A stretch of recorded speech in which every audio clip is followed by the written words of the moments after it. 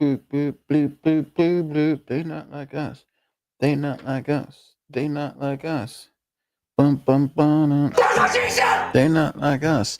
They not like us. AOA podcast. Oh my goodness. Look at all you beautiful people. Back for another episode.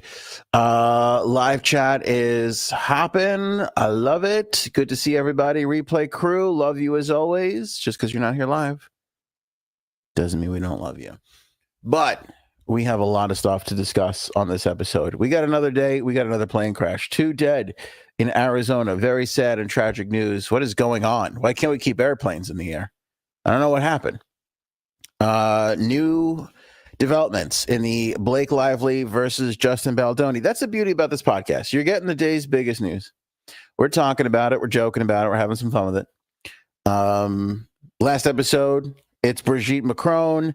And it's, the whole, we did the whole, I forget what we were doing. Was it Jay-Z last episode? Well, whatever it was.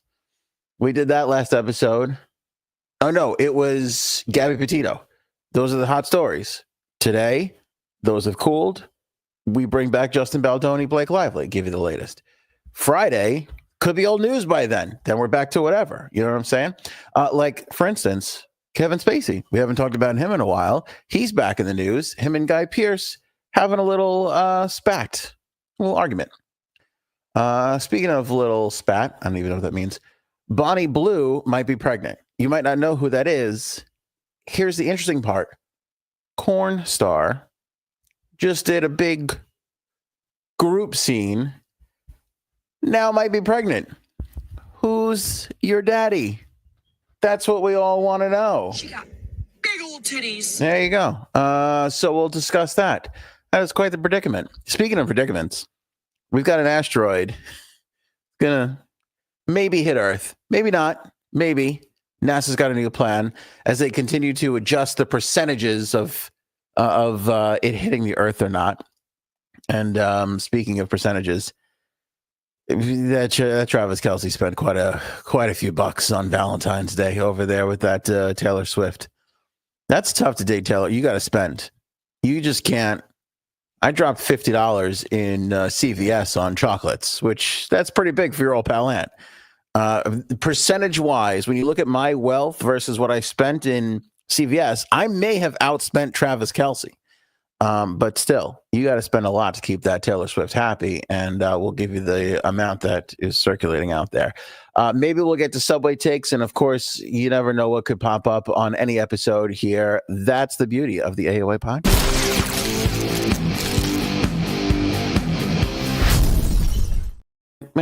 They not like us. They not like us. They not like us. It is President's Week, which means the kids are off. And Cuddles is out with my daughter. So at any moment in this episode, my son could burst in here and tell me about whatever game he's playing on VR. So just be fair warned. Just know that that's a possibility. Look at the hoodie is getting some love. Thank you. Look, Paul, that means a lot coming from you. Christella, as a woman, you have fashion sense far more than everyone. The woman with the least amount of fashion sense on the planet has 1,000,000 times more fashion sense than me. So coming from you, Christella, that's a great honor. You and Paul, that's nice. Thank you. I'm trying something different with the hoodie today. I don't know. I feel like sometimes I'm always wearing show shirts. So a little hoodie. Thank you. Appreciate that. It's the first time I've ever gotten a compliment fashion-wise, in case you guys haven't noticed on how I'm handling it. Another day, another plane crash. This is insane. 2 small planes crashed in Arizona today. 2 are dead. This is, by the way, the second crash this year, 9 days to be exact, in Arizona. 9 days ago, another plane crash near the Grand Canyon. Today, 2 planes collide. This is after the planes colliding in Washington, D.C., after the big Delta flipped over in Toronto flight, after the plane that went down outside of Philadelphia. We can't keep a plane in the air. And I know that sounds crazy. Obviously, there's thousands of flights a day, all that kind of stuff. But it is a little weird. There's no stats to go by this, but it feels like 2025 has been a really off year for the airplane industry. And we're like, again, every kind of other day, you're talking about a new plane mishap, which is a little strange. A lot of people going to blame Trump and the FAA for everything that's gone on. A lot of people going to blame the DEI lawsuit that we discussed with the FAA not having enough air traffic controllers and that kind of a thing. I don't know if that had anything to do with this. I'm not entirely sure. We don't know what the cause of this is. We still don't really know what the cause of the Delta Airlines plane was.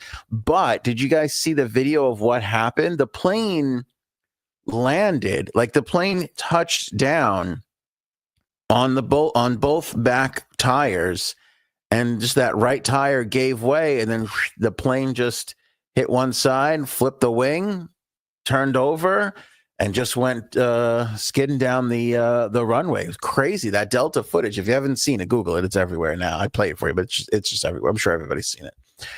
Absolutely nuts. So we don't really know what happened there. That investigation continues. We don't know if that's pilot error or if that's icy runway conditions. Was there something faulty with the right landing gear? Because it collapsed. I saw an expert, and this, you guys are hysterical. I totally blame Trump. Who do the Trump supporters blame? Biden did it. Yeah, this is probably Obama. If Obama never wore that cream suit years ago, we would have not been losing planes in 2025. I believe that to be true, Christelle. I think you're onto something there. Obama just fucked the whole thing up with that goddamn cream suit. Yeah, thanks a lot, Obama. Piece of shit. Now he's banging Jennifer Aniston behind Michelle's back. I mean, the whole thing is crazy. Anyway,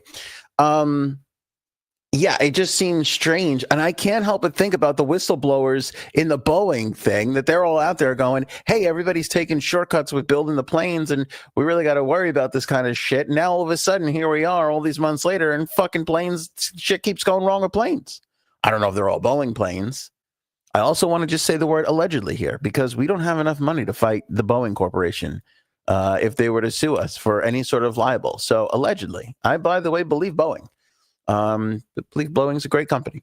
I don't think any of those whistleblowers had it right. You got to do some things to stay out of trouble. The point is that I was watching an interview with an airline expert, a pilot, right?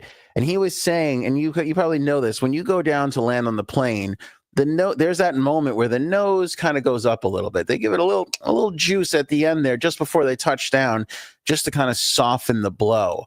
And this expert was saying that didn't really happen in the Toronto crash. That thing came down. It didn't really have time to get that little moment in there.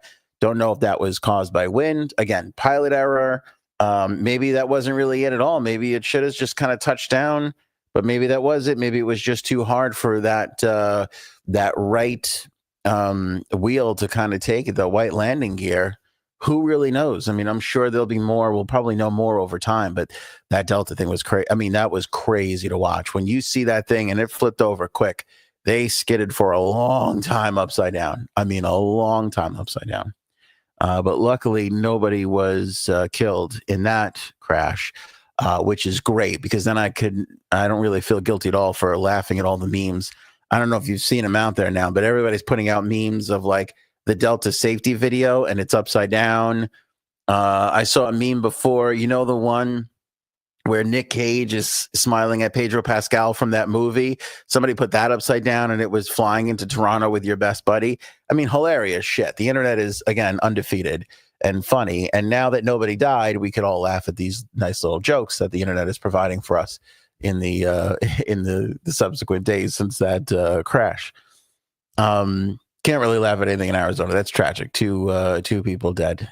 There's 4 people involved in the crash. We don't know what happened with the other 2. And it's weird that we're 9 days away from the last crash in Arizona. So again, I don't know what's happening with these friggin' planes, but we can't seem to keep them in the air. And I believe it's all because Obama decided to wear a cream-colored suit about 14 years ago. I also think that like these small plane accidents do kind of happen all the time, but it's getting elevated now based off of the DC crash, the Delta crash in Toronto. I feel like there's a lot more attention on these things. Whereas a lot of times these little prop planes kind of fall out of the sky or, have rough landings and this and that. And it's not really huge news. It'll be like regional news. It'll be like on your local news. But they don't get like this big national attention. But obviously, because we've had so many and it's only February 19th, I mean, it kind of is a little, I don't know, little worrisome booking an airline flight, Cuddles and I were talking the other day, and it's February break here, so it's like I always get like a little anxious because I'm like, oh, we're not going anywhere, we're not doing anything. Talk to a lot of people. They're visiting, they're skiing, they're visiting family, they're going down to warmer climates. I'm like, we're not doing anything. I'm like, maybe we should just go fly somewhere, like on a whim, like last minute deals or something like that. And now I'm like pulling back on that. I'm like, maybe we'll go visit Connecticut, take a car there. How are the boats doing? Because I could take a ferry to Connecticut. I noticed there's not a lot of boats sinking lately, so that's pretty good. So maybe we'll do that in a couple of weeks, and we'll see. Fucking Paul, has Fetterman seen Ant's hoodie? Yeah, I don't know. I'd love to get Fetterman. This is a class. This is like class. I don't know what it is about, like a weird plaid pattern. Don't tell J Sabs, because her father claims to have invented plaid. It kind of gives it a little classes it up a little bit. Who would have thought put a weird little pattern inside the hoodie, and all of a sudden you got a classy look going on. Also, Paul, what happened to your original Paul handle? I noticed this is Paul 2.0. Did you lose your shit? Did you lose like a password or something? I'm just curious. This is pretty funny. Who has a February break? The kids in school. Well, I don't, in New York right now, we got February break. I don't know if the kids everywhere have. Do your kids have that wherever you are? Let me know in the comments or the live chat here. I'd love to know. We got a little February. It's weird too, because it's like we just came off of Christmas. They just had, the hell else did they have off? Martin Luther King Day they had off. Yeah, now they got the President's Day. It's fucking nuts. I'm AI generated. How do we know this is the real Paul and not an AI generated Paul? We'll never know. Did AI generated Paul kill old real Paul? And now we have Paul 2.0. It's AI generated. Oh my God, what a mystery. Need it in a robe, man. Yeah, that would be cool in a robe. I'd like that. I have a robe. It's old. I don't really wear it anymore. I'd love a good new fluffy robe. I think we need a new robe. Don't we all deserve a new robe? You know what else we could all use? Towels, right? I think it's time for us all to get some new towels. Like towels, robes. These are things that we don't buy new often enough. I almost did this bit on Monday. We were running low on towels. I don't know how it is in your house, but we were running low on towels, and then we go to the beach towels or the pool towels. I have a beach towel. This is embarrassing, but it's 100% true. I have a Ninja Turtle beach towel that was in my closet that I used to dry myself coming out of the shower just 2 days ago. That has to be close to 35 years old. The towel is 35 years old. I mean, it's barely a towel. It's a really tough tissue. Like it's been washed for 35 years.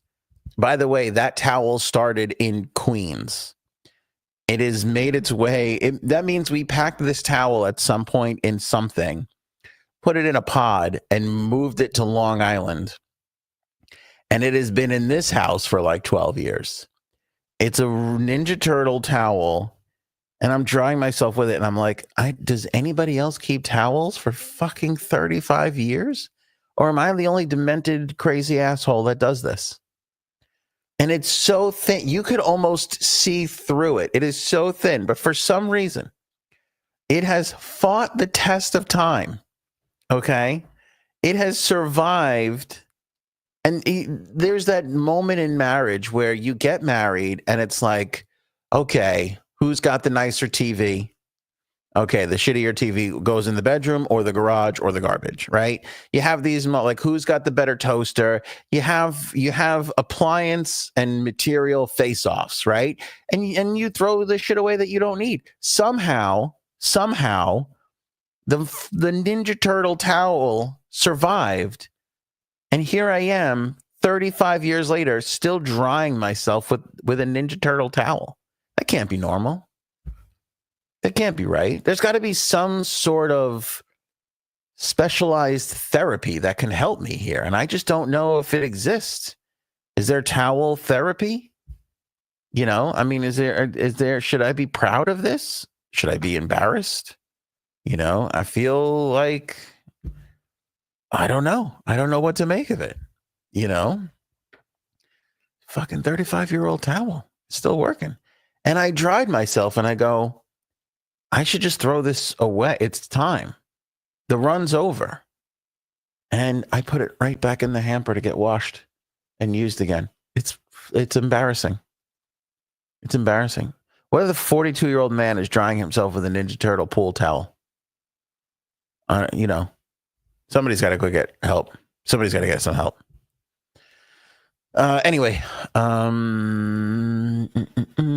hold on a second. Raven's birthday is tomorrow. Roommate was a saint this year. Booked me a tat app. Oh, like a tattoo appointment. So, because I'm like, what app? Is there a tattoo? A tat app, so I'm not swarmed by family. Damn. Good for you. Good for you. Also, this from Raven, I'm not going to be as old as your towel. Enjoy your youth, Raven. Enjoy your youth. Because you know what happens? One day you wake up and you're 42 years old and you're like, I'm drying myself with the towel of a 7-year-old from, 35 years ago. This is embarrassing. That's what's going to happen to you one day. That's what's going to happen. So enjoy your youth. Enjoy your tattoo. I hope nothing but happiness for you. And happy birthday to Raven. Let's all get Raven a happy birthday in the live chat, please. She's integral to the whole thing. We can't do the podcast without Raven. It's impossible. I hope somebody gets you a nice sweatshirt with a weird plaid pattern on the inside. I think that'd be great for you. I think you'd look great in it. I think anybody would. Just dawned on me. I don't really know what you look like, but I'm sure you'd crush it in this with a new fucking tat. It's going to be amazing. Let me ask you this, Raven. What kind of tattoo are we talking about here? What kind of tattoo are you getting? Let us know. Am I in a cuck towel thing? I feel like I'm getting cucked by a towel. I feel like the towel is cucking me. Because I got like a weird, because I was like, throw this away and end the cycle. End it already. Take one dip and end it. I couldn't do it. I put it right back in the fucking hamper. Right back in the hamper. Oh my God. Yeah. One day you're thinking, I love this person. I want to spend the rest of my life with them. And then you're thinking, how can I fake my own death? Are you saying that's what my wife is thinking? Because I think that's what she's thinking. I'm pretty sure that's what she's thinking on a daily basis. Look at all these wonderful birthday wishes for Raven. That's lovely. Lovely. You guys are the best. Best ever. Need more AOA merch, towels, hooded robes, rolling papers. We're going to get to work on that. We're going to get to work on a super faded, barely stronger than tissue paper towel that is 35 years old. It looks like a 35-year-old towel that's going to hit the merch store pretty soon. We're going to work on that. We are definitely going to work on that. All right, Blake Lively and Justin Baldoni. This is aggravating the shit out of me. So I don't know really who to believe here, right? We talked about this last episode. There's a lot of shady shit going on. Okay. On this particular day, I'm back in Blake's corner because the shit she's saying that Justin Baldoni said is strange. And then the stuff that she's saying is happening on set, also very strange. So she refiled her lawsuit against Justin Baldoni, and she included text messages from her to her friend complaining. We don't know who the friend is. Complaining about what happened on set. Now, 2 other actresses from this godforsaken movie, which there's been more press about this movie. This is unbelievable. It ends with us, right? I've never seen it. I can't watch it now. There's no way I can sit through that. Anyway, 2 other people on the set said that there was inappropriate behavior going on too. So her case is mounting pretty strongly. But listen to this. And this first part is not so much about Justin Baldoni as it is the film's producer, who she also, has this, I guess he's getting dragged into this whole lawsuit as she filed a new, like a revised lawsuit today. The producer of the film, I'm going to get his name right. I just had it here. Because, by the way, Baldoni said something too, and it's fucking wildly inappropriate and weird, just weird.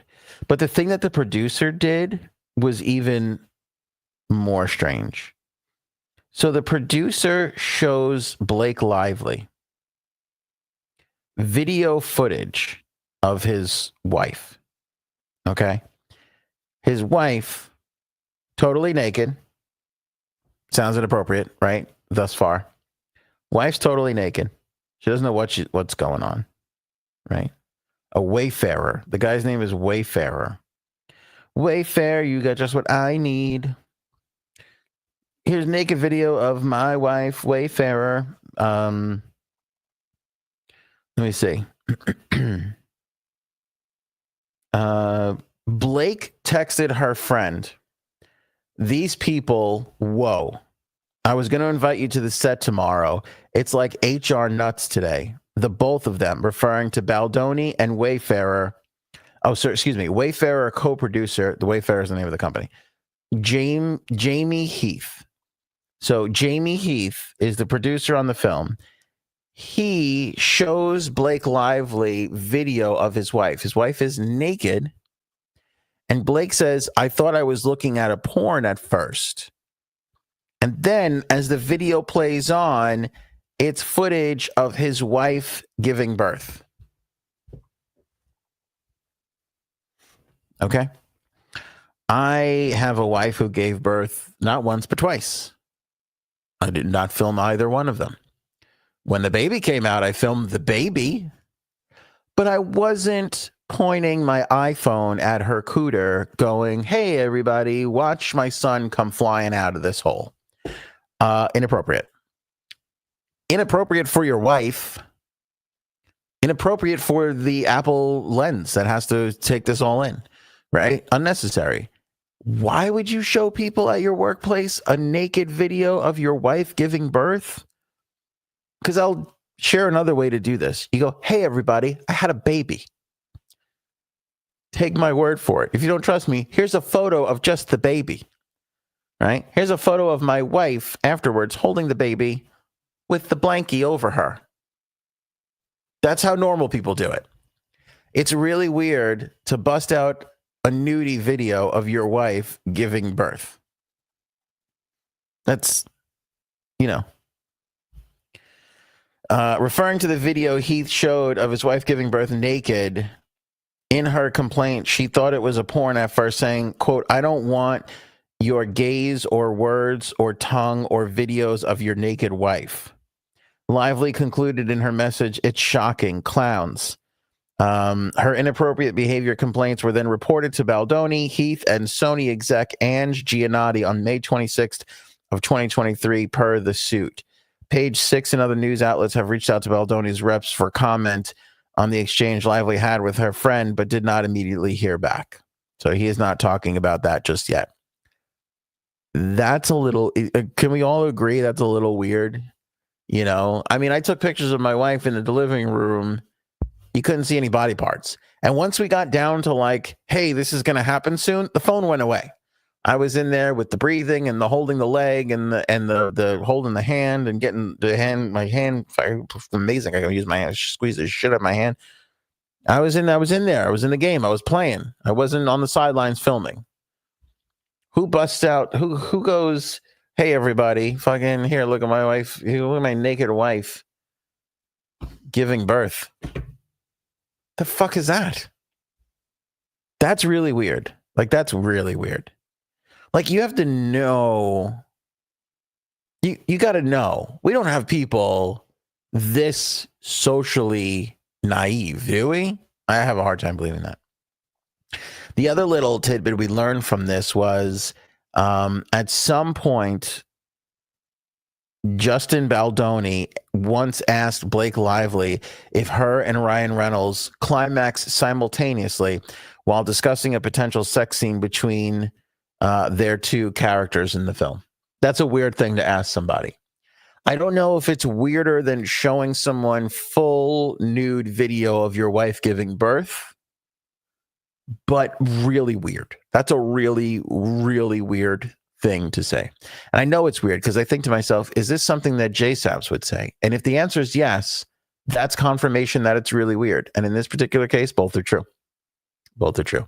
J-Sabs would definitely say that. In fact, I'm certain she's said that to me 3 or 4 times over the course of our friendship. She's been like, do you and your wife climax at the same time? You know? And I told her honestly, not really. Usually I do, and then she does afterwards, I guess in the shower. I don't know. Not really entirely sure. But I hope you people appreciate my sacrifice to make that joke for you just now. That's a weird thing to ask somebody. Like, I know that there's acting, and I know that there's like, you know, getting into character, and you want to talk about your approach and the love and the lust and the love making and all this and stuff like that. But to be like, hey, just curious, do you and your husband climax at the same time? I just don't know if that's ever anything that would come out of my mouth. You know, I'm just trying to get into character right here. I'm wondering if you and your husband have orgasms at the same exact moment. Could you enlighten me on that? Like, who the fuck would say that? That's a weird ass thing to fucking say to another human being. You know, that is super weird. That is super weird.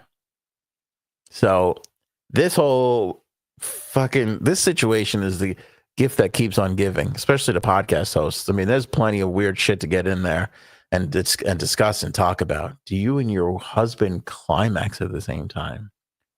I don't know if I could face somebody who asked me that question in all seriousness. I don't know if I could continue. Like, I would have ended the movie then. I would have been like, between the producer showing me the gift of life happening live in front of I didn't want to watch my son being born. Why would I want to watch you fucking having a baby? And then the fucking, do you climax at the same time as your husband? I don't know. I would be able to show up to work the next day. I would be like, okay, I'm done. I don't really, by the way, they got money, right? Like, between that fucking Ryan Reynolds, he's got that Mint Mobile money. That motherfucker, between his vodka and the Mint Mobile and the marketing company that he has, they're doing just. If I was Blake, I'd be like, you know what? I'm out. Plenty of money. I'll live. I'll survive. I'll find another movie where there's not fucking weirdos around me every 5 minutes saying weird shit. How in love with a character could you be in a story? How in love with that could you be? To fucking have to deal with all that bullshit. I just don't know. I just do not know. Kevin Spacey and Guy Pearce. First of all, as far as who are these people, Kevin Spacey wins. Because I had to look up Guy Pearce. I did not remember who the fuck Guy Pearce was. I remember him now. I know who he is now. But at the time, I did not remember him. I also feel like Kevin Spacey is taking advantage of the situation here and blowing this up a little larger than what it needs to be. Because when you listen to Kevin Spacey's response, which I'll play for you next, he makes this seem like Guy Pearce has gone on an all-out onslaught on Kevin Spacey. And thank you, Christella. See, I'm not alone. Nobody. Who the fuck is Guy Pearce? You'll see him in a second. I don't think it was really like that. But at the same time, and I didn't think I'd ever be on Kevin Spacey's side with anything here. Because Kevin Spacey seems to me like the kind of person who can get inappropriate. I know he's like on a little bit of a comeback tour. Like, he won the cases and whatever. And so people are kind of like, oh, can we give him a job again? Is he good?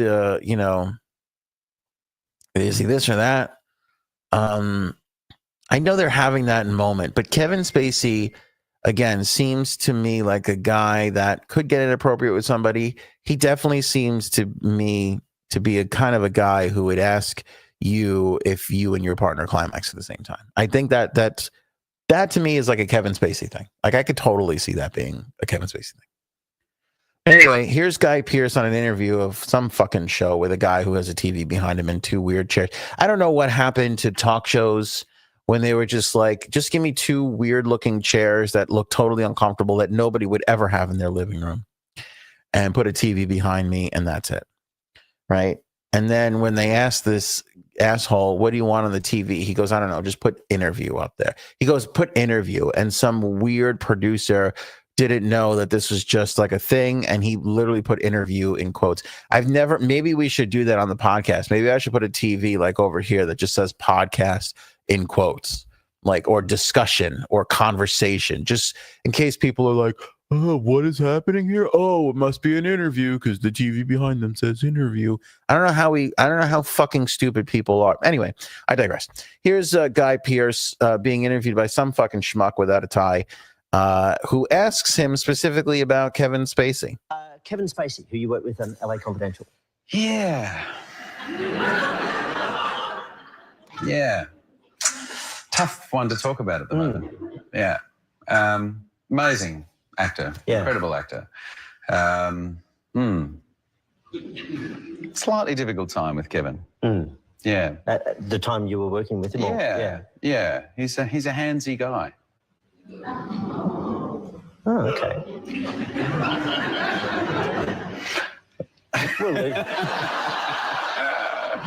Yeah. Thankfully, I was 29 and not 14. Yeah. Interesting. Okay. Now, that whole 29 and not 14 thing, that was a dig. That was slightly difficult time with Kevin. Yeah. At the time you were working with him? Yeah. Yeah. He's a handsy guy. Called him a handsy guy. Okay. That's what he's been accused of. You know, I get it. At the same time, I don't know if Guy... Okay, here's a couple observations. I don't think Guy Pearce woke up that morning going, I'm going to take Kevin Spacey out. That's not the feeling that I get from this. However, this was definitely came out of a pre-interview situation, or whoever this fucking host is with the weirdo chairs. These are cuck chairs that belong in some fucking weird hotel. He did like it clearly a little setup, a little on the setty-uppy side, because he just said Kevin Spacey to Guy Pearce, and Guy Pearce went and fucking ran with the whole thing. Right? He was just like, yeah, okay, here you go. Here's your little bit of a spiel. Called him a handsy guy, this and that. I will say that Kevin Spacey kind of challenges him and takes him on and makes some really good points, which I was shocked to see him making good points. I've now read the comments that you made about me, and while I would have preferred not to have to play this out in the media, you obviously have your own reasons for wanting to do exactly that. But we worked together a long time ago. You know, if I did something then that upset you, you could have reached out to me. We could have had that conversation. But instead, you've decided to speak to the press, who are now, of course, coming after me because they would like to know what my response is to the things that you said. You really want to know what my response is? Grow up. Did you also, by the way, tell the press that a year after we shot LA Confidential, you flew to Savannah, Georgia, while I was shooting Midnight in the Garden of Good and Evil, just to spend time with me? Oh, shit. I mean, did you tell the press that too? Or does that not fit into the victim narrative you have going? Doesn't fit. So anyway, I apologize that I didn't get the message that you don't like spending time with me. I mean, maybe there was another reason, I don't know. But that doesn't make any sense that you would have just been leading me on, right? But here you are now on a mission some 28 years later, after I've been through hell and back, to do what? Just in time to stop the bad guy? Huh? Is that what's going on here? What took you so long? Did your horse run out of gas? I mean, you want to have a conversation? I'm happy to do so. Anytime, any place. We can even do it here, live on X if you like. I've got nothing to hide. But Guy, you need to grow up. You are not a victim. Oh, shit. He said, grow up, bitch. You're not a victim. You know, all right. I don't know if it's a whole media onslaught like he made it out to be, but kudos for pointing out that the guy went and flew halfway across the country to go visit him on his set somewhere else after the movie. Like, if you really hated the guy, would you do that? I don't know. I don't know, it feels weird. And was he like hinting that Guy Pearce had like a thing for him? Like in the middle there? I'm not entirely sure what that means. He does look and actually sound a little like Nixon, I will say. He does have a Nixon-esque look to him, you know? Weird with the Kevin Spacey thing, because I was such a fan. Then all the allegations. Now he's beaten, I believe, like all of them. I don't know if he just, you know, found a way out of it, or these people were really making up shit about him. I really don't know. I really, really don't know. I don't know what to make of this whole comeback. He's certainly out there on the comeback trail. He was doing all the podcasts and doing all the interviews. I don't know if he's lining up work. Not entirely sure. But I feel like he laid it down for Guy Pearce and was like, if I was such a problem, why'd you come fucking visit me afterwards? You know, that happens a lot of time when people accuse other people of things. Sometimes those people who are getting accused have like a little, well, then why did you continue to hang out with me in their back pocket? And fucking Kevin Spacey pulled that out just here, played that card pretty well. Pretty well. Gave him the whole, you're not a victim thing, which a lot of people tend to do. Like, I don't know if Guy Pearce did have a handsy interaction with, Kevin Spacey. Maybe he did. You know, is he a victim though? He kind of plays it up like a victim pretty quickly there. Like, he does kind of make it seem very victimish, which seems a little unnecessary, because if you really weren't a victim, don't act like a victim, you know? Look, something happened to him. Maybe it did. Look, people are also dicks, right? Some people are just dicks. Hollywood is one of those workplaces. Just look at, Blake Lively and Justin Baldoni. People are dicks. People are weird. People will show you videos of their wives giving birth when you don't ask, unprompted. I mean, there's got to be a warning with that. I can't get over that. Anyway. It's part of the process of being in that industry. It's unfortunate. You wish everything could be like squeaky clean and wonderful. It's just not the way the world works, you know? And, the way this Hollywood is with people and actors and weirdos and producers and everything like that, you're going to run into some shit sometimes, you know? So you ran into an asshole on set. That shit's going to happen. There was somebody else was accusing an actress of being a jerk. It just came out. And I just go, I can't picture this young lady being an asshole on set. But they were like, oh, yeah, she's total dick. I think people said Blake Lively is like a dick, too. You know, people are just going to be weird. You got to be careful, though, to bring that out in the press. Like, Guy Pearce feels like he shouldn't have told that story with the fact that he went to go hang with Spacey afterwards, you know. We all just got gaslighted by Kevin Spacey. 35-month member Bird, everybody. Ladies and gentlemen, 35 months. That means for every month Bird has been an AOA hole member is equal to the amount, is equal to 1 year that I've had a Ninja Turtle towel. That's what's amazing. For every month she's been a member, I've had a Ninja Turtle towel for an entire year. Crazy how those two things came together. It's kismet, Bird. It's kismet. Nice applause from Ms. Justice there. Very, very nice. Look at everybody applauding. Way to go, Bird. Congratulations to Bird. 35-cent tacos on Bird. Yeah, I feel like we should get her like a 35-cent taco special. That'd be nice. How was everybody's Taco Tuesday, by the way? Did you guys have tacos? I had tacos yesterday. It was good. Little crunchy tacos. I was very happy with it. It's a delicious taco. Bonnie Blue might be preggers. This is an interesting story to me. I love stories that are just whimsical, filled with joy. Bonnie Blue, if you're unfamiliar, went out to set a porn or corn record, trying to nail as many dudes as she can in one day. I think it was like 1,000 or something. I don't know how it works. I feel like everybody's trying to break these kinds of weird records. I don't even know if we discussed this one. I feel like we might have. I feel like I don't know if this was the one where it was like you get a pump or two and then that's it. You got to get out and move on.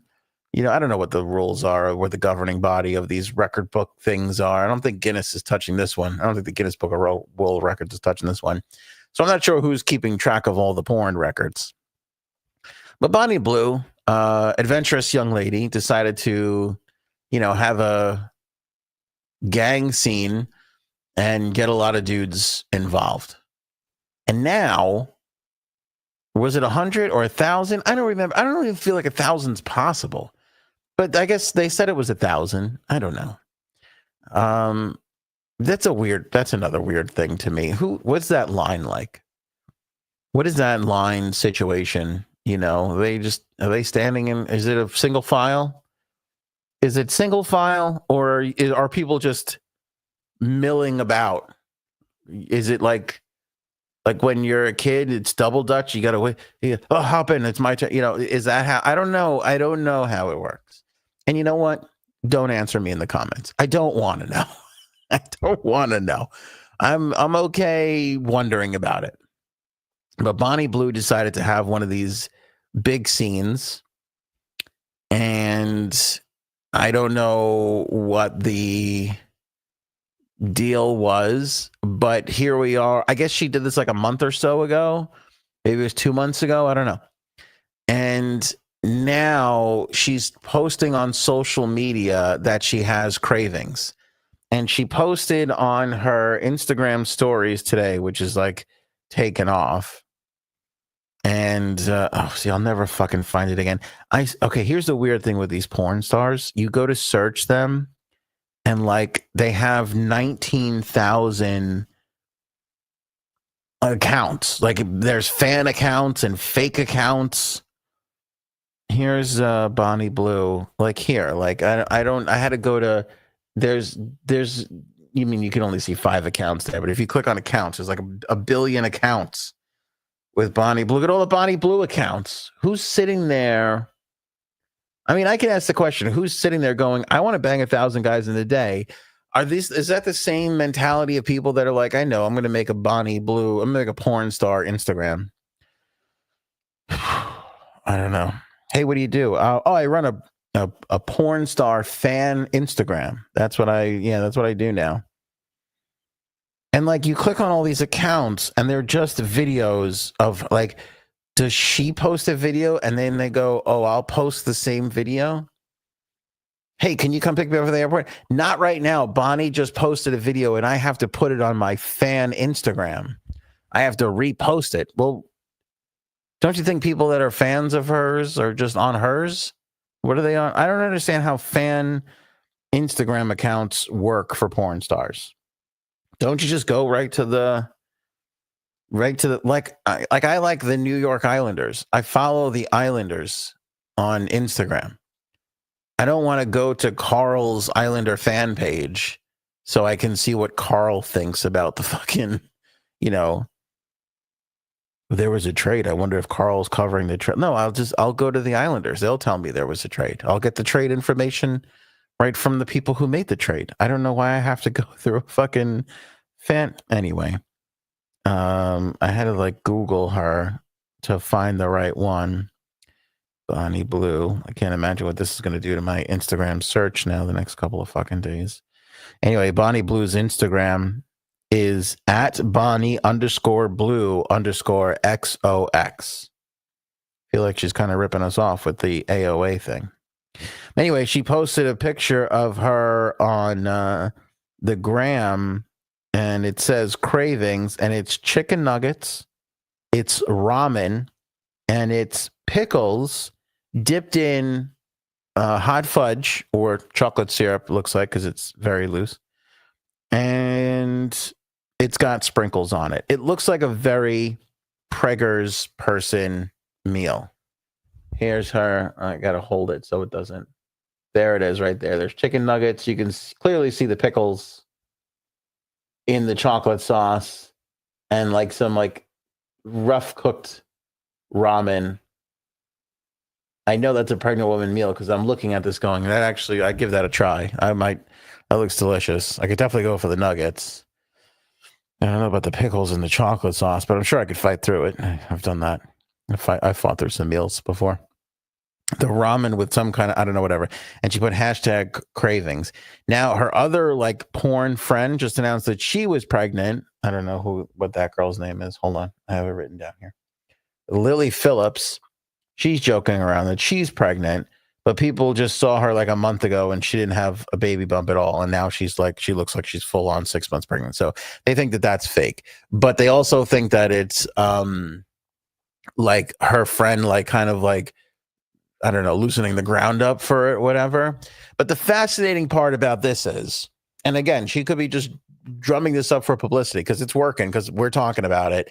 But I am fascinated by you hosted a gang scene and now you're pregnant. There's just how are you ever going to know who the father is? There's just no way of ever knowing, you know? By the way, I think I am pregnant, and I think I've been pregnant for the last 26 years because I can't get rid of these cravings. I mean, I'm telling you what, I had worse cravings than my wife when she was pregnant. Like people would ask her, like, oh, are you getting cravings? She's like, no, but my husband is.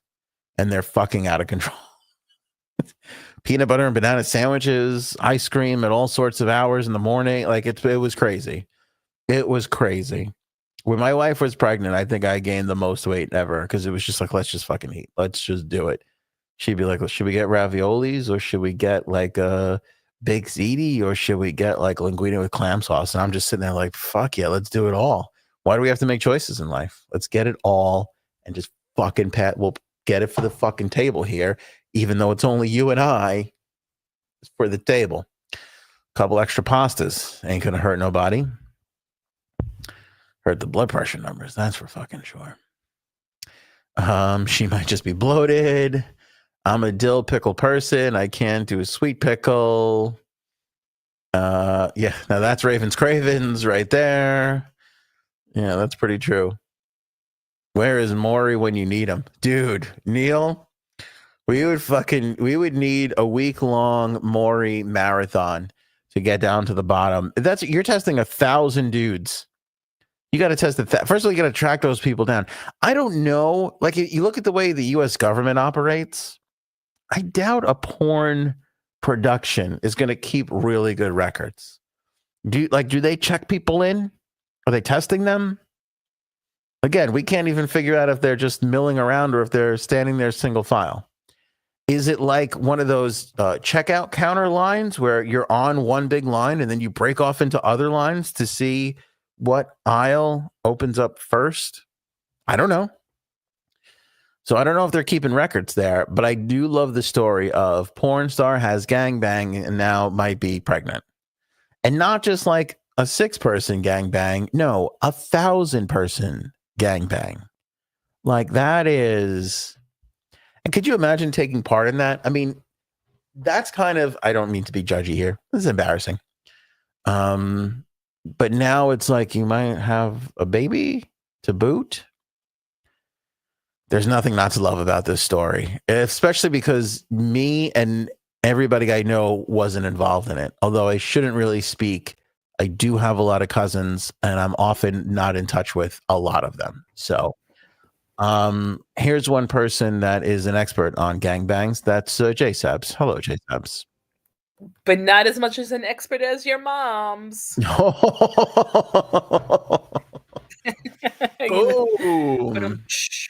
not saying you've taken part in them, but I feel like you watch a lot of them. Probably. Yes, thank you. Define a lot. Define a lot. How much do you love the story of the porn star just banged 1,000 guys to break a record and maybe she's pregnant? Oh my God. Isn't that wonderful? I mean, really. It's so wonderful. It makes me so happy. This is the last time I was this happy was when we did the story about the gay guy who was total MAGA dude. Remember that guy? Oh, yeah. And nobody knew what to do. Like, do they shame him out of the Republican Party? Do they celebrate him? Do the people celebrating him lose their Republicanness? Then I remember Frank was like all supportive because he was gay, and then we went to his page and he was like all MAGA. He was like, "Oh, this guy's kind of a dick." Frank is very one-sided. Whoa. I like it. I like a story where people just don't know what to like. It clashes with their ideology, and they just don't know what to do with it. You know, Right. And the porn star who might be pregnant after the 1,000-guy gangbang is just as giving. It's just as lovely. You know what? It's like I just don't get. Like, can I know? Like, is that sexy to you? Is that hot to gangbangs? you? Not one iota. Not one bit. Or just her being banged out by 1,000 guys. No, yeah, none of it. I don't know why people. I don't get it. I'm sure people like that kind of thing. I'm sure that's like a big thing. But okay, let's say you like group sex. Okay. Isn't like 6 enough? You know what I'm saying? Like, isn't 5 good? Once you're getting into the teens, it feels like overkill. And then when you're into the hundreds and then thousands, it's like nutty. Oh, it's definitely nutty, if you know what I mean. Good talk. Yeah, no, I don't find that to be I don't find that to be good. I also, by the way, I feel like people talk about these things every few years. I feel like some porn star reaches some status and then they do one of these things and it becomes a news story. I've never seen one of these videos. Have you? Oh, really? Like one of these record-breaking videos. I've never actually seen them. Is that because they're charging for them or, selling them? I don't know. I really don't know. No, I've never seen that either. Yeah, I've never seen that kind of shit. Raven says, "Ant, check the Discord after." Okay, so clearly our Discord has something weird on it that we have to look at. Boy. Okay. Is somebody trying to line up their own gangbang on? Because who shows up for? Like, who's going there? Who are these guys? Who's organizing all of that? Like, this feels like a really weird, embarrassing. Yeah, Neil brings up a good point. Where are you going to find 999 cuck chairs? Are these people expected to stand the whole time? Right. I don't know. I don't get it. Stand, you said? Yeah, because there's like 1,000 guys. Where are the 1,000? Where are the 999 guys when it's the other guy's turn? Good question. You know what I'm saying? Are they in the room? Is it just like a huge warehouse? I wish I knew. I mean, I wish I didn't know. It just seems like a weird thing. I just feel like they're making it up. I feel like maybe you get like 20, 30 guys and you just kind of fake it. Maybe. Yeah. All right. You like that topic? I felt like that was J Sabs related. Oh, thank you so much. J Sabs, live it up now. Go get your gangbangs in now because we may all be dead in 2032. I got some time. Go ahead. I don't know if you heard, but there's a massive asteroid that they're calling a city killer that has a 1.5% chance of hitting the Earth in 2032. Oh, Jesus. Okay. Now, here's what's weird about this. We've had a look at this thing, right? Because I think it just passed us. Because judging by the way it is, kind of circling around our solar system, it goes past us. We got to look at it, did some estimates, and now when it comes back around again, it'll be 2032, and there's a 1.5% chance it hits us. By the way, that was up to 3% at one point. Just in case people are curious, anything over 1%, NASA has to put out a press release. So if there's a 1% chance or higher, the public needs to be warned that this can happen. They got it up to 3.1% the other day. And then just earlier today, they, I guess, readjusted whatever. And they put the probability of it hitting the Earth back down to 1.5%. This thing is the size of the Statue of Liberty. Oh, so then it's definitely not happening, basically. It's probably not happening. They think, but they think if it does, judging by our rotation, everything else, if it does hit us, it's probably going to be in an ocean. Obviously, most of the Earth is water.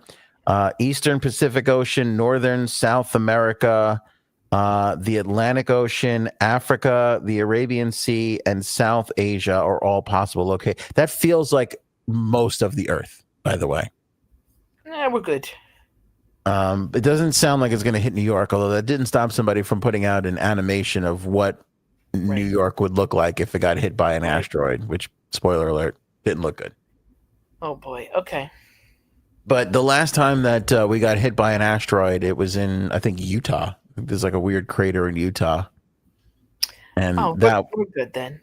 Yeah, that was tiny, but it left a big. But they're saying like typhoons. You know, if it hits a fucking landmass, it could be really, really bad. Oh, really? Okay. Yeah, and that people, if it hits anywhere near people, they will not be surviving. Yeah, we're good. But NASA says, true to the fucking movie there, that they could shoot something at it that busts it up before it even comes close to landing on Earth. Oh, so then we're fine. We're really fine. It's fine. Everything's fine. Everything's fine. If it's a 1.5% chance is their best guess right now. Odds are we're going to be fine. But there's that little itty bitty. There's still. It's enough that they have to warn us. That makes me a little uncomfortable. What did I say? A typhoon? I meant a tsunami. Thanks, Miss Justice, for being here. See, Miss Justice speaks idiot.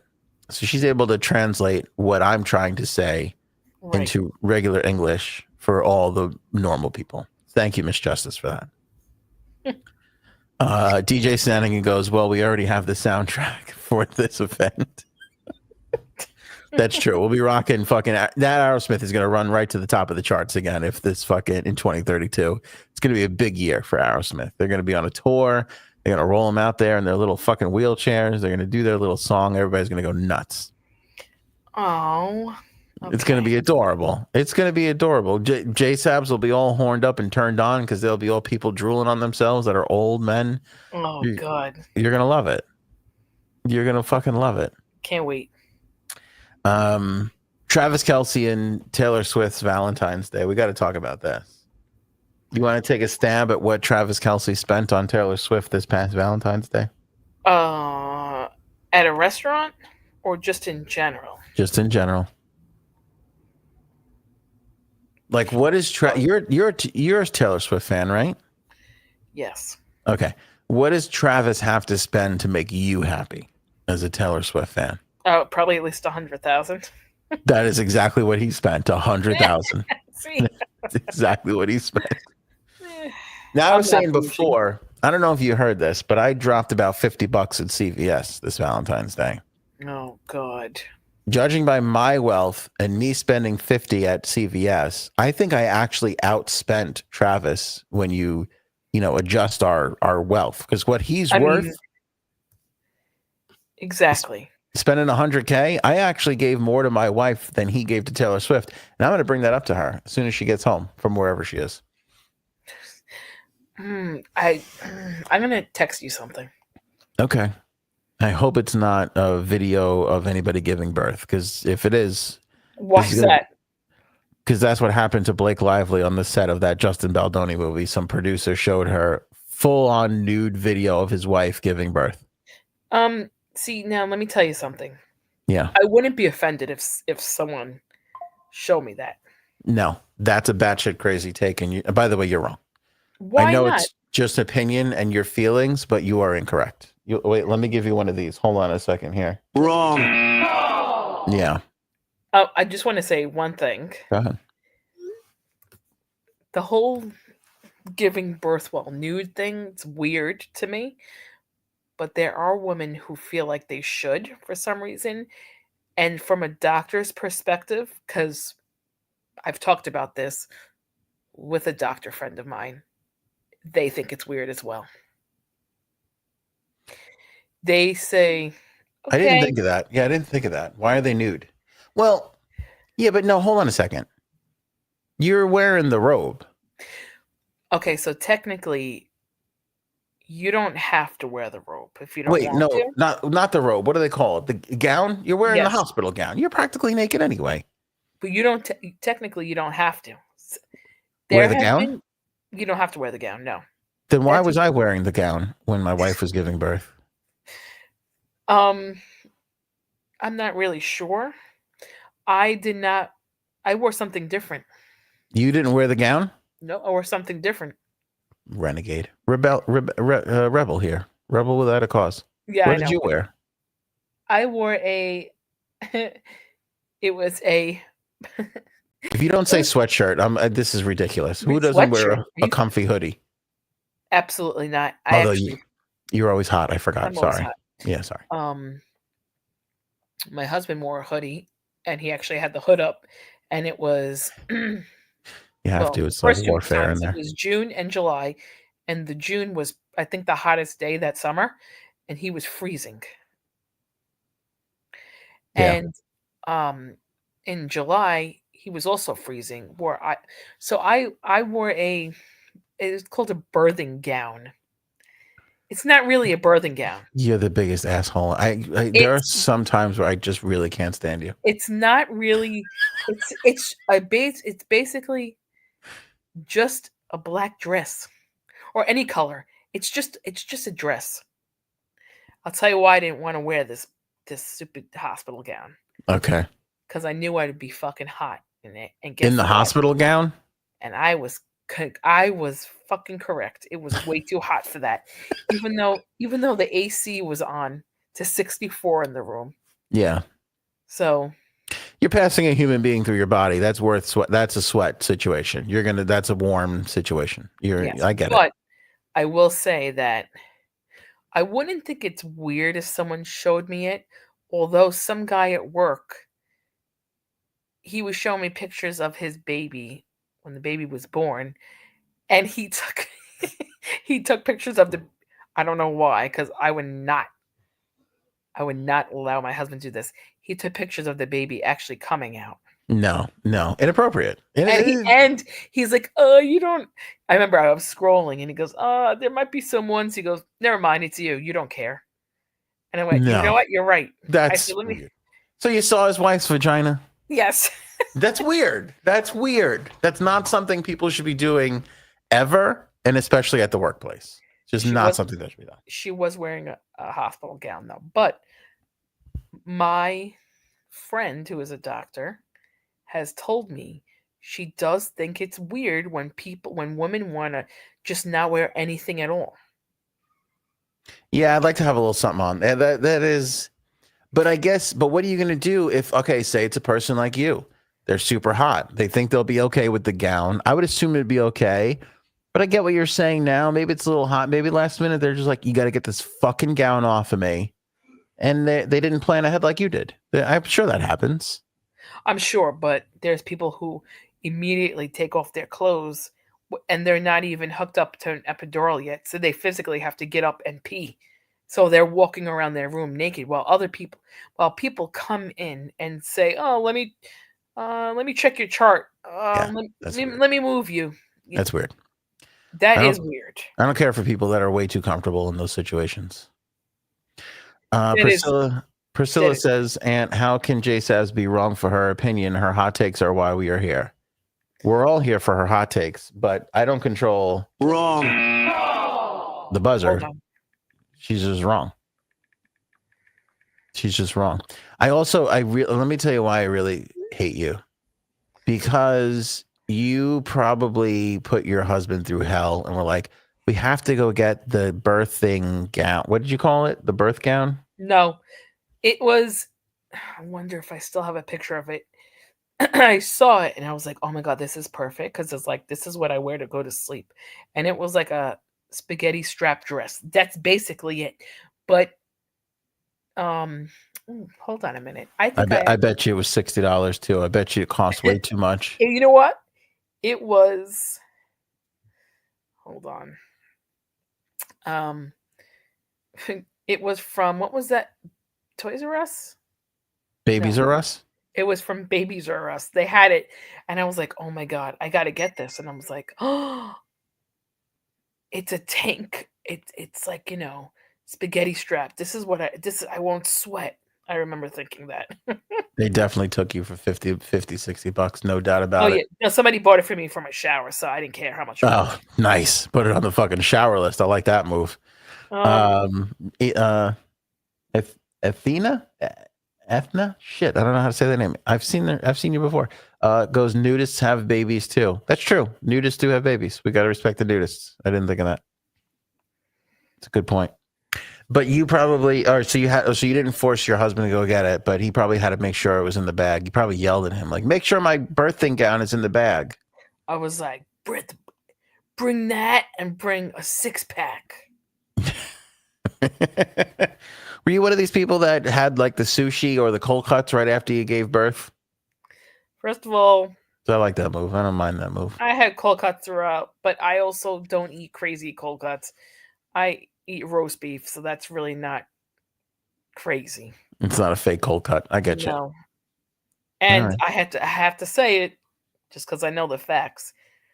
You're 20-something times more likely to have a stillbirth than to have an infection from listeria. And you are 10 times more likely to get listeria from salad, from lettuce, than you are from cold cuts, believe it or not. Whether you paid for it or not. Jury's out on that one. All right, so you're saying pregnant ladies out there, go ahead and have a turkey sandwich. Have a good time. Hold on, I'm going to show you. Hold on. I don't want you to show me anything. I'm worried. I'm this person who showed you pictures of his wife who's snapping pictures of that. My wife threatened me up and down. She was just like, "I don't even want you looking." And here's the other part. When you do look, you don't need a photograph. That stays. I told him, you better stay there. Hold on. That stays fucking burned. Do you want me to put this on the screen? Yeah. That's it. That's your birthing gown? Mm-hmm. That's not a spaghetti strap. That looks like a thick strap. It's not spaghetti strap. I'm sorry. It is halter. That's what I keep saying. Fucking lying to us. See it? No. Yeah, I saw it. It's gone now, but I saw it. We all got it. All right. Hey, as long as you were comfortable, that's all that matters. Wait, hold on a minute. Hold on there 1 second. Let me make sure. I don't want to get the neckline wrong because then I'll be really mad. Yeah. That's important. Everybody knows we are the foremost fashion conscious podcast. We can't be letting people down as far as fashion is concerned. Yes, that was spaghetti strap. I'm sorry. That was halter top. Okay. I'm glad we halted the show to clarify that then. Yes, so it was a little odd when that guy showed me. But honestly, I didn't care. But also, no, that's weird. Yeah, so you're too free. You should have put him in his place. Husband was not allowed anywhere near below my neck. He had to stay up by. You kept him north of the equator, didn't you? Yeah. I told him, and they were laughing at me because I literally said, "I go, don't you dare fucking look down." I said it just like that, and my doctor and the other nurse were dying laughing. They were like, "Can we stop?" They were like, "Can you stop being funny? Because we have to get this baby out." Honestly, I can't tell you how many times this is really funny. This is just my life. How many times we had to stop? I had to stop pushing because we were all laughing so hard. Yeah. Okay. And they were like, one of the nurses I didn't know, and she was like, and she was pretty new, and she goes, are patients usually like this?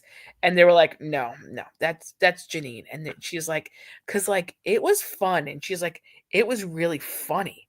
And I said, well, now you don't have to charge me extra for that because I made it fun. And she's like, see, this is what I mean. Stop being funny.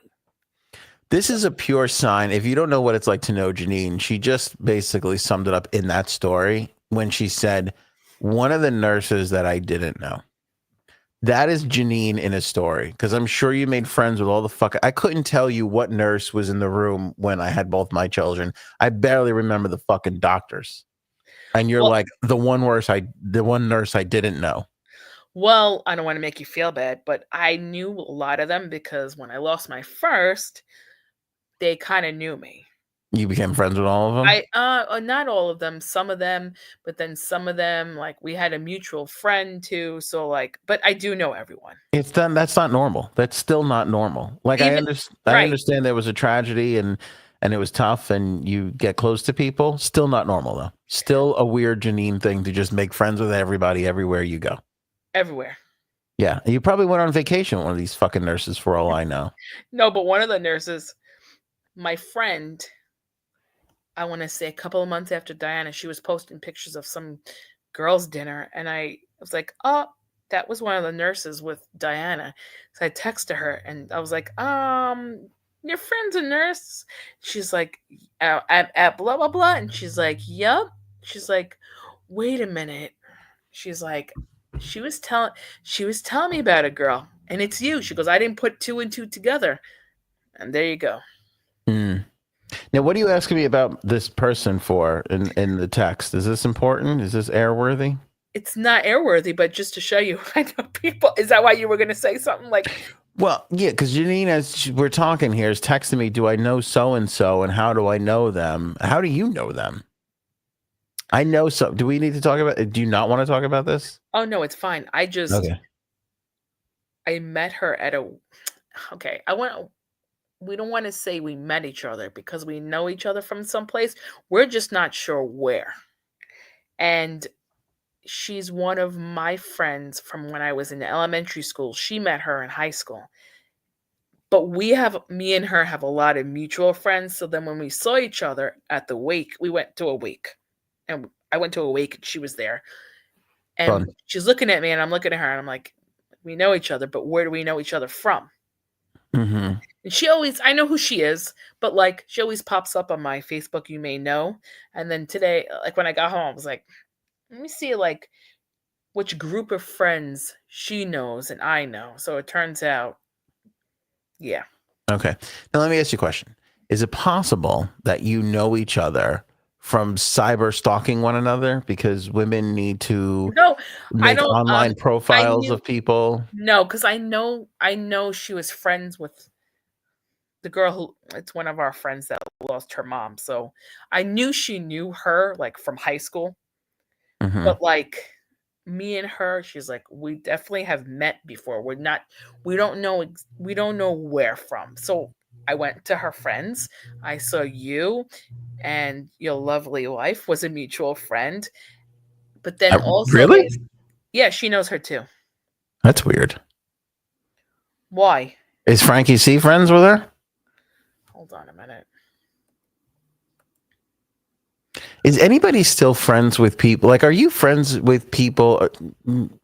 Live chat, please. Comments below. Are you friends with people that you went to grammar school with? Because I'm going to be honest with you. As a 42-year-old, somebody who's owned a Ninja Turtle pool towel for 35 years, it feels weird to me to be friends with people on Facebook that I went to grammar school with. Like, we're so far fucking removed from those people. I don't know why I'm friends with them.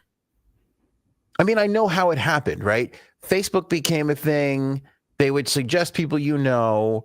Around that time, we were, 10, 15 years removed from grammar school. So you're like, oh, what is this person up to? You friend them or they friend you and you accepted it when it was a new and exciting thing, right? When was the last time you even friended somebody on Facebook? I can't remember the last time I was like, oh, I have to be friends with this person on Facebook. That seems like embarrassing. You don't fucking like people. No, but it feels like, oh, friend me on Facebook. Like, really? Like, I'm not going to fucking friend, like, for what? Like, I have family that I love and enjoy their company, and I don't have enough time to talk to them. I'm going to fucking talk to you from grammar school 30 friggin' years ago? No, see, I disagree with that. I disagree with, because I am still friends with people I know from. And you are the exception to the rule. You are not the rule. Well, here's my question. Yeah. Elementary school, middle school, high school. Did you go to like school with like the same people besides Frank? You're still friends with Frank. I don't know why. Go ahead. I can't shake that bastard. I just can't get rid of him, no matter how hard I try. I'm slowly converting into a full-on Trump supporter, and it's still not working. He still wants to be my friend. I don't understand it. I don't get it. Let me see. I went to grammar school. No, because I went from my whole grammar school class was what, maybe 45 people, and then I go down to maybe like 4 people in high school. And who did you hang out with in high school? None of your business who I hung out with. I hung out with people. There were people. I hung out with Frank. Frank was there all throughout high school. Frank's brother. That's when I met no, I didn't meet your brother till after college. Maybe during college. I think after. Was it after? Who fucking remembers? That's the thing. And then who could remember who they were with in the fucking 6th grade? Look at Bird. Yes, actually, most of my friends are from the 4th to 8th grade. See, Bird is a good human being. Bird's talking about. I got one friend from the 4th grade. That is it. You just made fun of me, and then you told her that she's good. Well, she seems lovely. I mean, there's a world of difference between the two of you. You should know that. Christella said hell no. Paul said most are dead. DJ Shenanigans said hell no. Yeah, I don't think people keep friends with their grammar school people for the most part. Okay. Most Facebook friends are fake. I agree with that. It's weird. Like there was a time, like I remember when Facebook was new, where we were like, "Oh, I'll friend this person. Oh, friend me on Facebook, and we can catch up." It's weird. It's like a little pocket of time, like whatever that was, 09, 10, 2011 to maybe 13 or 14, and then after that, you just stopped friending people on Facebook. It was like you got your little friends on Facebook, and that was it. Okay, do you think it's weird to be friends with people from high school still? Or do you think that's different? No. I don't think, but let me just say this. I don't think it's weird to be friends with people. I think it's weird to like friend people on Facebook today. Oh my God. And I think it's weird to have friends on Facebook that you went to like grammar, like who really gives, like the person you're talking about, I don't have any ill will towards them, but I could give a shit less if they're on my page or I know what's happening with them. Well, I think you could give a shit less if even your current group of friends is on your friends. Am I right? That is true. Because most of my current group of friends do not show up on my Facebook feed. By the way, the Facebook feed is the worst feed ever. It's just shit. It's terrible. Yeah. I'm on the algorithm now. For whatever reason, Janine, I have no idea why. But one day, I mean, it could have been because I looked at a listing somewhere. I'll do that from time to time, not often. But one day, a floor plan for a house that doesn't exist anywhere near me showed up on my Facebook feed. And I clicked on it for whatever reason because I was like, oh, this is interesting how they put the master bedroom and then the other bed and where the den was. Now all I get is fucking they're not even houses for sale. They're just floor plans for fictitious houses on my Facebook feed. We'll see. Yeah. I don't know how I wind up on these weird algorithm tips. I'm going to open up my Facebook. I'm going to start scrolling right now and let's see how long it takes me to get to a fucking floor plan of a house. I mean, this is amazing that I've gone this far already because I feel like I get nothing but these floor plans all of a sudden. And then I wind up on these algorithms and then I can't fucking get out of them.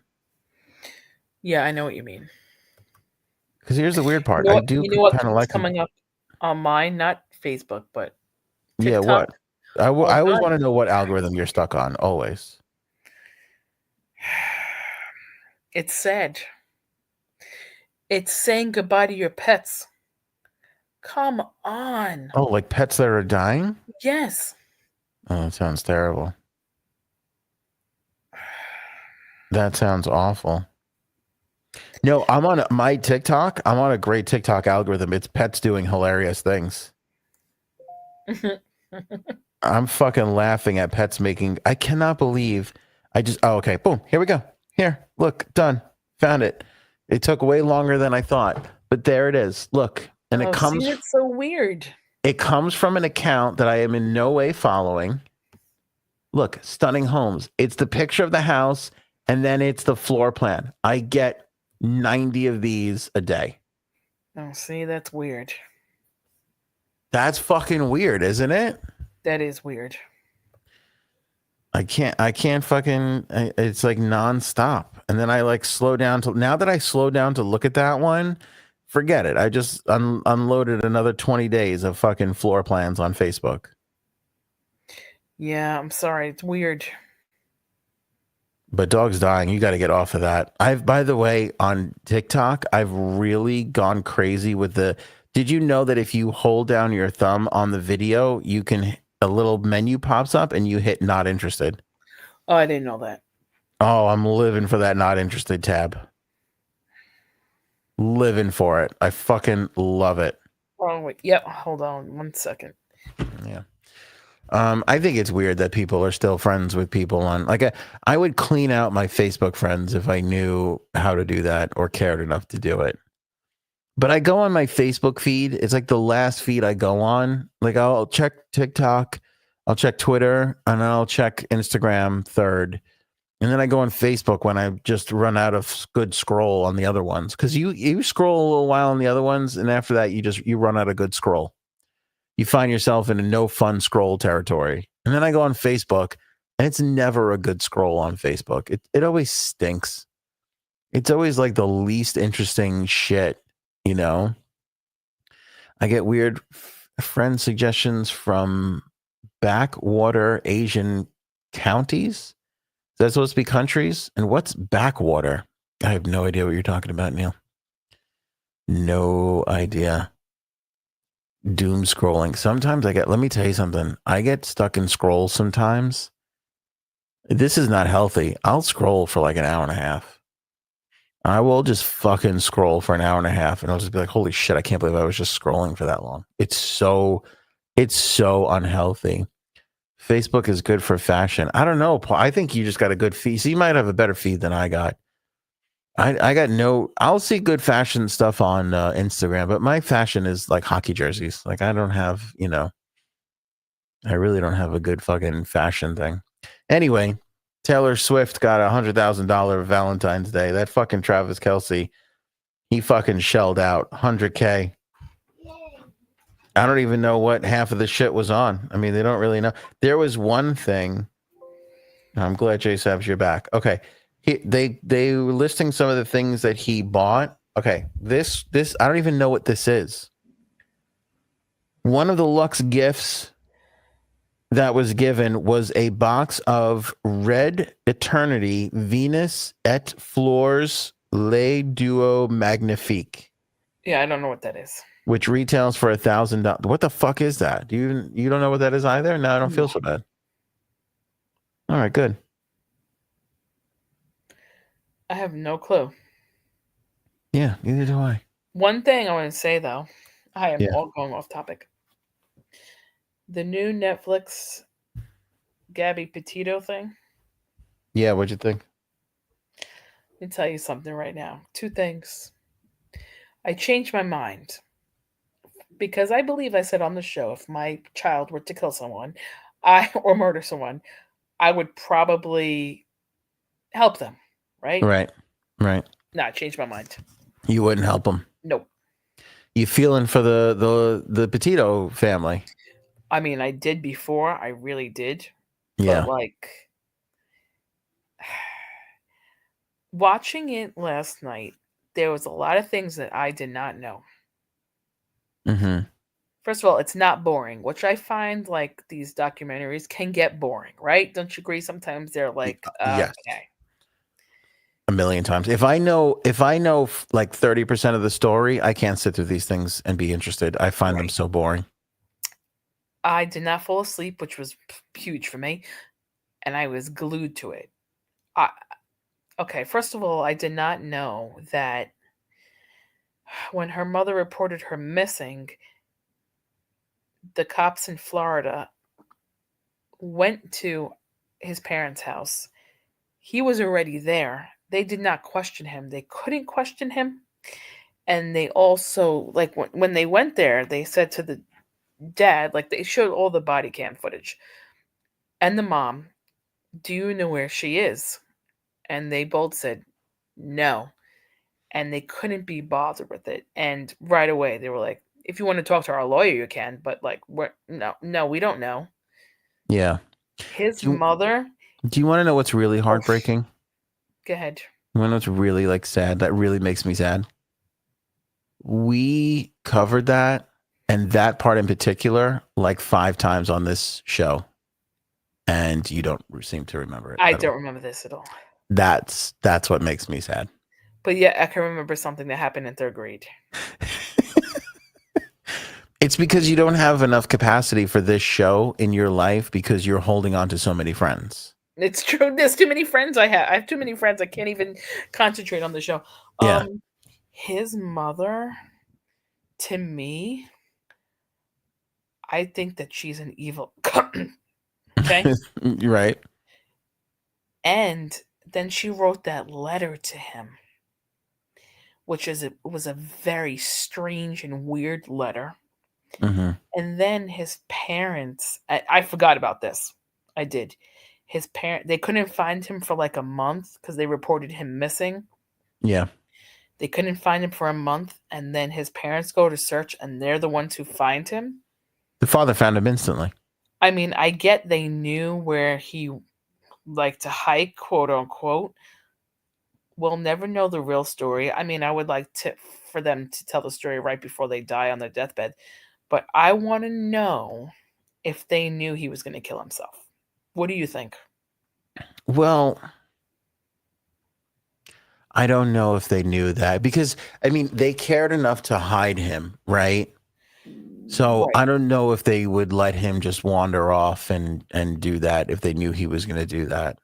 I think they thought that he was going to go camp out for a while because how did he kill himself? Because wasn't he eaten too? Didn't he get eaten by? Well, it's probably post gunshot wound to the head. Did they confirm that he had a gunshot wound to the head? I don't remember. They did. Okay. It was like a month or so after they confirmed that. Okay. Yeah, because I remember them saying it was his remains and it was clear that the area had flooded and everything was wet and he had been eaten. Like part of him had been like eaten. I don't know if they knew that. I mean, obviously, clearly they knew where he was because they knew that park wherever it was. It's like public marshland kind of a thing. So they knew he was going to be there. And I think they had a roundabout idea where, because again, the father went right to the area. So they had to know. Yep. You know, I don't think that they knew he was going to kill himself.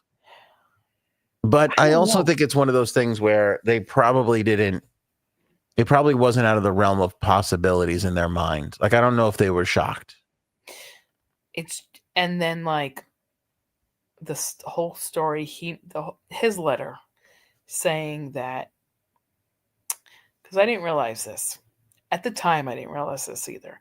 He actually left and went home to Florida and then flew back. Yeah. And then that's where he found her. Another thing we covered. Another thing. Multiple times. And then he found her and he said that she was in so much pain and that he did her justice by killing her. So he admitted he killed her, but only to take her out of her pain. But that was in his little notebook, right? That's what was in his notebook. Yeah. But like he never got questioned by the cops at all. Ever. Yeah, no, they kept him. He was in that house. I believe he was in that house that first night when the cops, that body cam footage you're talking about. Yes. He was there that night. He was because he said, "Oh my son is here," because the cops went there. The cops went there twice that night. Twice that night, and a few times in the days after, from what I remember. They did, but they never said we want to question him or the parents. What is she talking about? Nothing. We're catching up from Valentine's Day. I'm talking to Anthony. Oh. Go ahead, get to bed. I'll come in and give you a kiss, okay? All right. And I don't know. I'm just so mad at his mom. I'm so mad at his mom. Because I'm sorry. I think that they knew. Because here's the whole thing too. Like, there's a lot of stuff that they didn't tell us at the time. Like, the phone calls that he made to his parents that one day, that he definitely killed her on that day. And they got a lawyer on that day right away. Why would they do that for no reason? Why? Because she wasn't even reported missing yet. Right. Yeah. And it's heartbreaking because the Petitos were like calling them and just be like, just tell us what happened, what's happening. Like, we just, like, them not knowing if she was going to turn up anywhere. That to me is the fucked up part. And you know what he did too, which I didn't know, again, because they didn't release all the details. When he killed her, I don't know what he did after. Like, that's a little, I don't know if he hitchhiked and then went back to the scene, or what he did was he hitchhiked and then he got back to his van, but he was texting her cell phone saying, "Hey, I hope I catch up with you tomorrow, blah, blah, blah, blah." Yeah. She never responded. But then when he got back to the van, he messaged her himself from her phone. So him messaging, it was just like instantaneous. Because the whole thing in the cell phone tower, you're gonna get caught. You're gonna get caught. That's why I can't kill someone right now, because my cell phone, you could see as soon as he got back right next to her cell phone, he messaged himself from her cell phone to look like she messaged it. But come on. Okay, come on. Is part of that panic, though? I'm not defending him, but it feels like panic. Because he knew right then that he had to make it look like he didn't kill her. Yeah, but I think I think a lot of that is panic and self-survival and all that kind of stuff. I don't know if he's, well, here's the sad and tragic part about this whole thing. Neither of them, and it's sad to talk about dead people this way, especially her, because she's a victim totally. Neither of them should have been on a country road trip living in a van together. No. Neither of them mentally were set up and ready, prepared for all that entailed. They were both toxic towards each other. Mm-hmm. Not defending him, not making an excuse for him, but she physically hit him. And that was part of the reason why those cops in Utah, who fucked up, clearly, let them go and got because she physically hit him. Yep. If she never does that, perhaps she does get saved, but who knows what kind of mental abuse he was putting her through to get her to that point. So the whole thing was talk. They should not have been together. Well, I agree, but you got to check out all the body footage, because they didn't release all of this prior. Like, they released some, but not everything. What we talked about last episode, on Monday's episode, was the ex-boyfriend. What'd you think about that part? Because the ex-boyfriend said that she was texting him. I was just thinking that he felt bad because she called him, I guess, after they had that fight at the restaurant, and he didn't pick up. And he said, if I picked up, I would have told her to leave. Yeah. And he said that it will always stay with him. Yeah. How could it not? You were the one she wound up reaching out to, and yep. Yeah, that's fucking tough. That's tough for him. It's just fucked up. It really, but his parents, his mother knowing that she's dead. I understand she's not going to say, "Well, my son killed her," but I don't. Just knowing that she's dead already. You know what I mean? Yeah. And she was, her plea to her was, "You're a mother too. You know what this feels like. Just tell me where my daughter is. Just tell me what's going on." And they refused. They absolutely refused. It seemed to me, honestly, the father didn't care at all. Like, that's, you have to see the body cam because I don't think that they released that part before at all. They released it. We played it. Oh, Jesus. It's all old news. He's a piece of shit. It's tough. I'm with you too on the father. Like the father, I mean, but could you imagine, that kid was disturbed. He was, yeah. So from a father's standpoint, or I shouldn't say a father, but from a male standpoint, men only have X amount of patience, until you just throw your hands up and go, whatever, just go do whatever. I don't give a shit. And he probably did that with that young kid probably 1,000,000 times over 1,000,000 different things. That's why when he probably hears, "Oh, I'm driving across, I'm going to live in a van with my girlfriend and we're going to document the whole thing and drive across the country," he was probably like, "This has bad idea written all over it, but I'm not going to argue with you." Exactly. Fly New York. JSAP should be working for the feds. I mean, I've said this plenty of times and I agree. Yeah, if it wasn't for that whole salad thing, you would probably be high up in the federal, police force. I think so. But yeah, it just made me so fucking mad last night. It really did. Oh. And I don't think anything. Well, they sued them, right? Yeah. And I think they won, but it was civil. It wasn't really anything that they could. $3 million, but they didn't get it yet. They probably never will. Yeah, it's sad. It's sad, the whole thing. I have to go. Me too. What makes you think I could stick around? I got shit to do. Yeah, you got to talk about Valentine's Day. No, Valentine's Day's over. I was going to do Subway takes, but we've run out of time. We've done an hour 36. We gave the people what they needed. That's it. That's it. That's all there is to it. I stayed here for that long. Oh my God, I am so cool. Bye. J Sabs doesn't often make the closing music, but she did.